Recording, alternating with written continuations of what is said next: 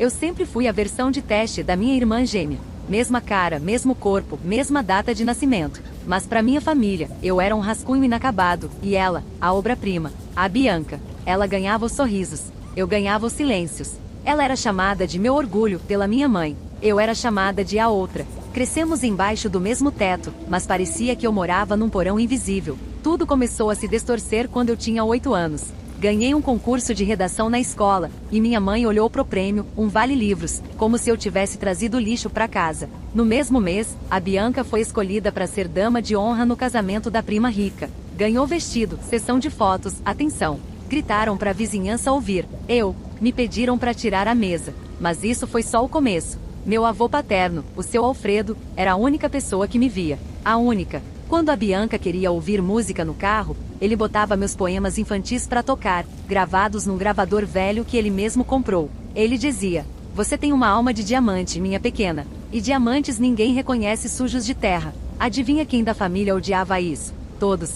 Minha mãe, principalmente. Ela detestava que ele me tratasse como se eu tivesse valor. Cheguei a ouvir ela sussurrando pro meu pai: "O velho tá caduco, enxerga brilho até no fracasso." Quando ele morreu, eu senti que minha âncora se soltou. E o pior, nem me deixaram me despedir direito. O velório foi restrito. Bianca estava com a maquiagem impecável e um vestido preto novo. Eu fui barrada na porta da capela porque só estavam permitindo família próxima. Disseram isso olhando pra minha cara. Pra mim, a neta legítima. Eu tinha 19 anos.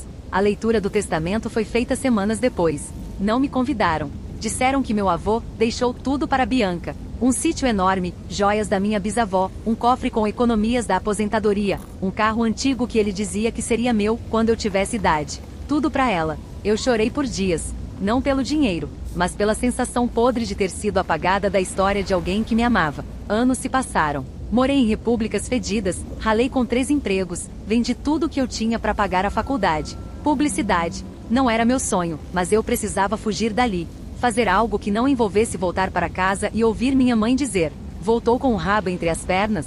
Fiz terapia. Me reconstruí, mesmo sangrando por dentro. E quando pensei que minha vida finalmente estava encontrando um ritmo, veio o acidente. Estava trabalhando numa agência pequena. Fui chamada para apresentar uma campanha. A maior cliente da empresa estaria lá. Eu passei semanas preparando o material. Quando chegou o dia, alguém apagou os arquivos. Sumiram do drive. O backup, também corrompido. Sabe quem entrou na sala meia hora depois com uma apresentação igual à minha, mas com outra identidade visual? Bianca. Ela era influencer agora. Queria expandir para a branding pessoal, e a agência estava encantada com a imagem que ela vendia. Uma mulher perfeita, criativa, articulada. Quando vi minha ideia sendo cuspida por outra boca, a dela, eu travei. E quando tentei falar, ainda fui acusada de espalhar intrigas. Fui demitida na semana seguinte. Passei meses em depressão. Dormia o dia inteiro. Comia miojo vencido. Chorava no banho até a água acabar. Pensei em sumir do mapa, mas foi nessa sombra que eu me encontrei. Comecei a escrever de novo. Primeiro como desabafo. Depois como blog. Logo como livro. Autopublicado. Ninguém levou fé. Até que viralizou. Um texto meu, chamado Gêmea Fantasma, explodiu no Instagram. Gente chorando, se identificando, compartilhando. De repente, editoras bateram na minha porta. E então, o que eu nunca esperei aconteceu. Um dia, recebo uma mensagem. Era uma mulher que dizia ter sido secretária do advogado do meu avô. Ela disse que ficou tocada pelo meu livro, e que precisava me contar algo. Marcamos num café. Ela me mostrou uma cópia antiga, rabiscada à mão, do testamento do meu avô. O original. Sem alterações. Sem interferência. Meu nome estava lá. Meu nome estava lá. O sítio, o carro, os bens. Tudo era meu. Ela explicou que pouco antes da morte dele, o testamento foi alterado às pressas. Alegaram que ele quis mudar de ideia, mas havia indícios de falsificação. A letra era diferente. A assinatura tremida, como se tivessem forçado a mão de alguém doente. Meu avô havia me deixado tudo, e a minha família escondeu. Engoliram a herança. Me apagaram como se eu fosse uma nódoa, mas deixaram um rastro. Agora, com essa cópia, eu tinha uma chance de virar o jogo, de provar tudo, mas isso colocaria fogo em todo mundo. Minha mãe, minha irmã, meu pai. Eu precisava decidir, fazer justiça, ou cortar os últimos fios que me ligavam àquela família. Eu respirei fundo, com os papéis tremendo na mão, e decidi que eu ia lutar, nem que fosse a última coisa que eu fizesse. Eu nunca tinha sentido tanto ódio e alívio ao mesmo tempo. Era como se a vida tivesse finalmente me dado um fósforo, depois de passar anos me jogando em quartos escuros. E agora eu segurava aquele papel como se fosse dinamite. O testamento original, escrito à mão pelo meu avô, com meu nome claro, redondo, firme. Ele me deixou o sítio, o carro, parte das economias, até um cofre que ninguém jamais mencionou. A ex-secretária do advogado, Dona Ruth, olhou nos meus olhos com pena, mas também com uma pontada de vergonha, como quem sabe que está revelando uma ferida aberta. Eles falsificaram minha filha, ela disse. Eu fiquei calada por anos, mas depois que li seu livro, eu precisei te procurar. Eu saí do café com um frio na espinha. Não era só justiça que eu tinha em mãos. Era a prova de que minha família me enterrou viva, com consciência, com crueldade. Mas eu não queria me precipitar. Antes de jogar a bomba, precisava confirmar tudo. Levei o testamento até uma advogada indicada por uma amiga. Marília, o nome dela. Jovem, mas afiada como navalha. Quando leu o documento, franziu a testa e começou a comparar datas, assinaturas, registros cartoriais. E olha, se isso aqui for mesmo o original, e se conseguirmos provar que houve alteração fraudulenta, dá para abrir um processo pesado. Anulação do testamento posterior, reintegração de bens, até penal criminal, dependendo do envolvimento deles. Ela me encarou como quem já tinha visto esse tipo de sujeira antes. Tem certeza de que quer seguir com isso? Eu queria, mas queria com medo. Medo do que minha mãe poderia dizer, medo do que a Bianca faria, medo de encarar a verdade e não conseguir segurá-la. Mesmo assim, assinei a procuração. 2 dias depois, minha mãe me ligou. Ela nunca me ligava. Sempre era por mensagem curta, quando muito. Atendi com a garganta seca. Você foi num cartório? Foi a primeira coisa que ela disse, com a voz dura. Tá se metendo com documento antigo agora? Alguém contou. Alguém avisou. A gente pode conversar com calma, respondi. Ela riu. Aquela risada fria que ela sempre soltava quando queria cortar a minha esperança. Não vem bancar a mártir, Marina. Você sabe muito bem o que seu avô quis. A raiva me subiu de um jeito que tive que me apoiar na parede. Eu sei sim. Sei exatamente o que ele quis. Tá escrito de próprio punho, com a letra dele, com data e testemunhas. E sei o que vocês fizeram depois. Esconderam. Me apagaram. Me roubaram. Silêncio. Depois, ela disse a frase que me destruiu. Você devia agradecer por ter sido excluída. Foi pro seu próprio bem. Como alguém consegue cuspir esse tipo de frase e ainda dormir à noite? Desliguei sem dizer mais nada. No mesmo dia, recebi um e-mail anônimo. Só dizia: se continuar com isso, vai se arrepender. E um anexo, uma foto minha bêbada, antiga, de uma época em que eu mal conseguia sair da cama. Vazaram isso de onde? Quem ainda tinha isso? Tentei ignorar, mas meu coração acelerava como um tambor de guerra. Na semana seguinte, minha advogada me ligou. Havia protocolado os documentos no fórum. E como previsto, o juiz havia aceitado analisar o caso. A família seria notificada oficialmente em até 3 dias. A partir de agora vai virar guerra, ela disse. E guerra de família é a pior de todas.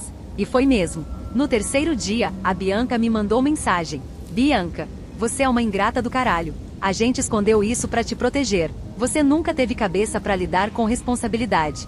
Você só quer destruir tudo porque ficou com inveja de mim. Te juro, Marina, você vai se arrepender. Na última frase, ela mandou um áudio. A voz dela estava tremendo. Mas não de medo. De raiva. Você era só a sombra. Sempre foi. Sabe por que eu vou te deixaria aquilo? Porque sentia pena. E pena não é amor. Era caridade. Você nunca foi a neta de verdade. Respirei fundo. Não chorei. Não dessa vez.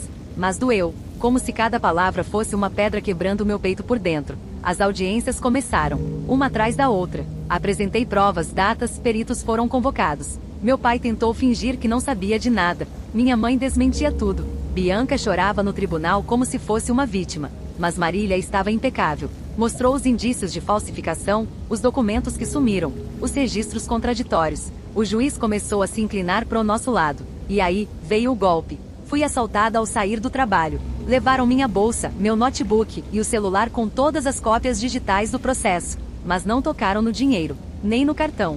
Parecia mais uma mensagem. Fique quieta. Senão, a próxima será você. Fiquei trancada em casa por 3 dias. Trêmula, cansada, com nojo da minha própria coragem. Mas no 4º dia, fui até o cartório e pedi uma nova certidão do testamento. Imprimi de novo tudo o que tinha no backup na nuvem. Recomecei. Eles queriam que eu desistisse. Mas já tinham tirado tudo de mim antes. E agora, pela primeira vez, eu tinha algo que eles não tinham. A verdade. Dias depois, recebi uma intimação. Bianca havia contraprocessado. Alegava instabilidade emocional minha e tentativas de destruição familiar. E junto à intimação, uma cópia anexada de um laudo psicológico falso, com a assinatura de um profissional que já havia morrido 2 anos antes. Eles estavam dispostos a tudo, tudo. Na última audiência, algo inesperado aconteceu. Dona Ruth apareceu como testemunha. Ela confirmou a existência do testamento original. Explicou como viu a pressão sobre o velho Alfredo nos últimos dias de vida. Disse que a assinatura do testamento final tinha sido forçada enquanto ele já estava sedado. Foi como uma bomba na sala de audiência. O juiz suspendeu a sessão, pediu perícia completa e prometeu resposta final no próximo mês. E agora eu espero, como alguém que está sentada num barril de pólvora. Só que, ontem à noite, recebi uma carta embaixo da minha porta, sem remetente.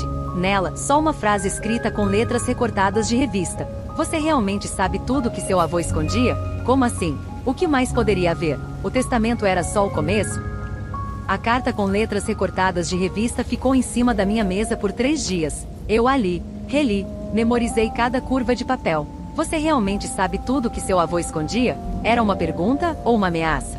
De onde veio? Quem deixou? Como sabia onde eu morava? Tive vontade de correr para a polícia.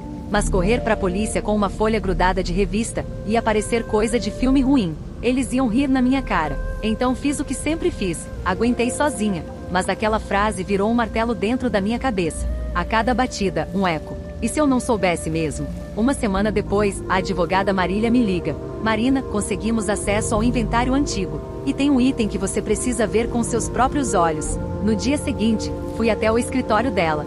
Tá lembrada do cofre que seu avô mencionava? Assenti. Ele deixou isso aqui, disse ela, abrindo uma pasta. Dentro havia um bilhete manuscrito e autenticado, preso a uma chave antiga de bronze, pesada e enferrujada. O bilhete dizia: essa chave abre o que ninguém mais deve ver. Só Marina entenderá. Só ela saberá o que fazer. Alfredo S. O mundo girou. Meu avô deixará uma chave, escondida até então, e destinada só a mim. Marília puxou outro envelope com uma cópia da escritura do sítio.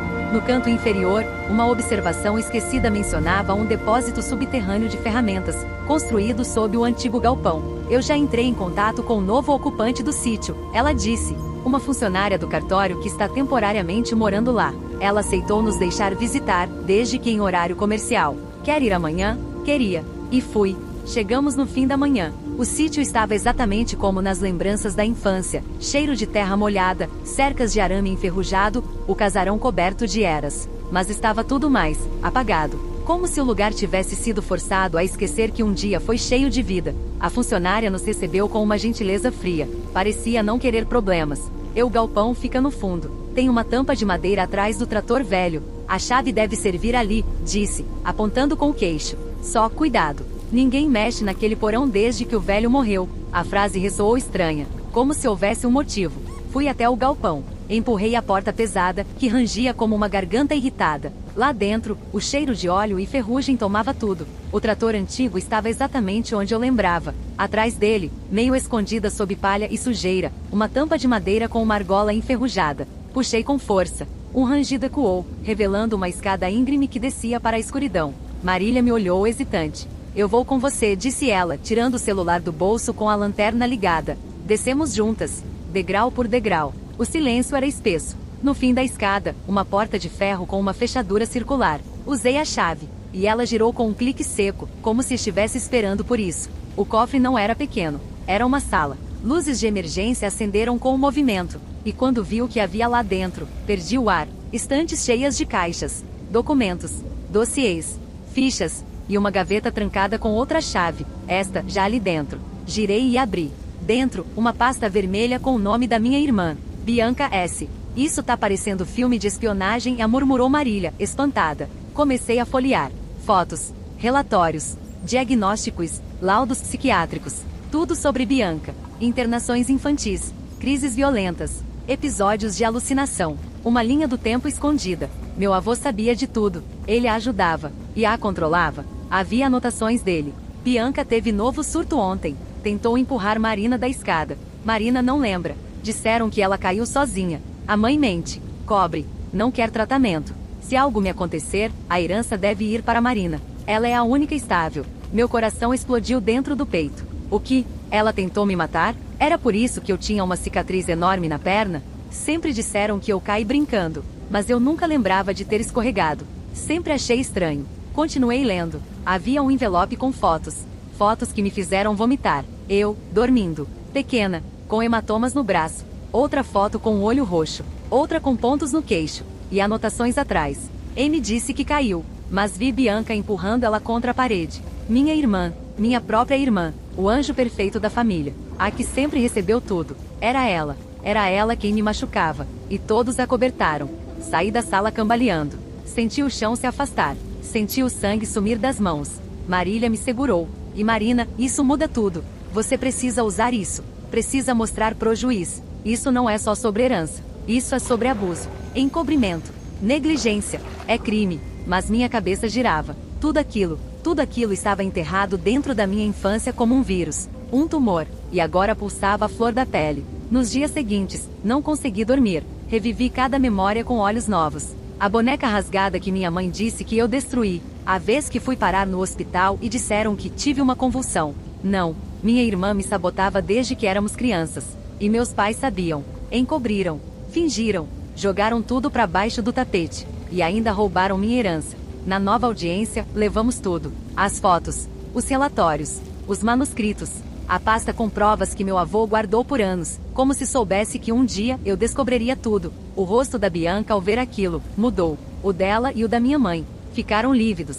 Minhas pernas tremiam, mas não abaixei os olhos. Bianca tentou desmentir. Chorou. Gritou. Disse que era mentira. O juiz pediu perícia. E mais uma vez, suspendemos tudo. Mas eu sabia que agora, ninguém poderia enterrar essa verdade de novo. Ninguém. Na saída do fórum, achei que estava livre por algumas horas, que poderia respirar, que finalmente a justiça se encaminharia. Mas quando cheguei em casa, a fechadura do meu apartamento estava quebrada. Entraram. A porta estava entreaberta. E no chão da minha sala havia uma nova carta.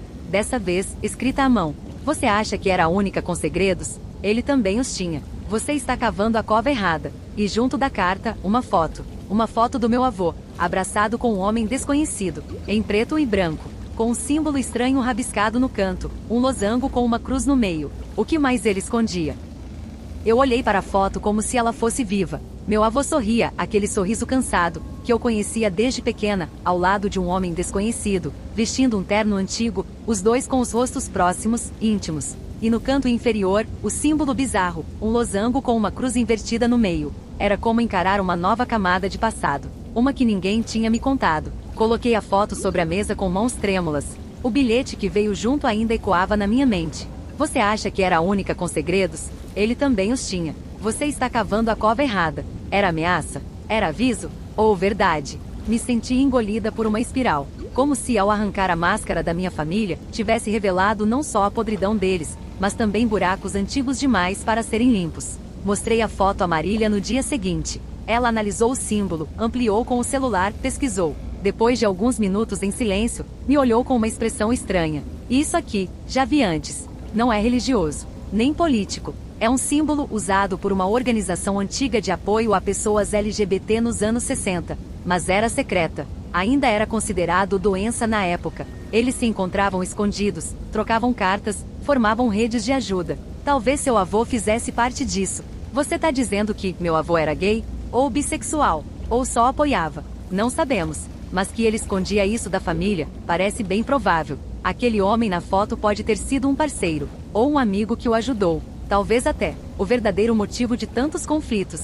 Sentei sem força. Meu avô, o único que me via, o único que me amou sem reservas.